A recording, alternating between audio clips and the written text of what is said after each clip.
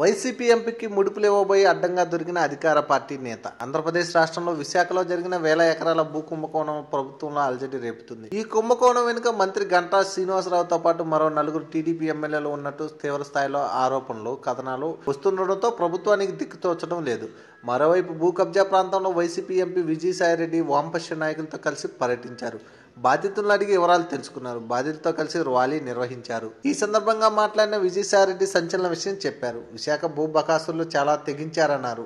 బాధితుల పక్షాన పోరాటం చేయకుండా ఉంటే ముడుపులు ఇస్తామని స్వయంగా తన్నే ప్రలోభ పెట్టేందుకు ప్రయత్నించారని ఆయన చెప్పారు. రాయబారం నడిపిన వ్యక్తి పేరును కూడా ఆయన బయటపెట్టారు. అధికార పార్టీకి వంతుపాడే వెంకటరామరాజు అనే వ్యక్తి ముడుపులు ఇస్తామని రాయబారం నడిపారని విజయసాయిరెడ్డి వెల్లడించారు. ఆయన ఇచ్చిన మెసేజ్ ఆధారాలు కూడా ఉన్నాయన్నారు. అయితే తాను ఇలాంటి ప్రభావాలకు లొంగే వ్యక్తిని కాదన్నారు. విశాఖ కుంభకోణం నిగ్గు తేలే వరకు పోరాటం విరమించే ప్రసక్తే లేదని చెప్పారు.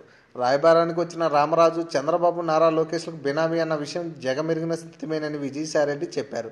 హైదరాబాద్లో ఉంటున్న రామరాజు ముదుపాకలో దళితులకు చెందిన 450 ఎకరాలను ఆక్రమించుకుని రాత్రికి రాత్రే కొండల మధ్య రోడ్డు కూడా వేసేశారన్నారు. ఈ కుంభకోణం మొత్తం చంద్రబాబు, నారా లోకేష్ కనుసన్నలో జరిగిందని ఆరోపించారు.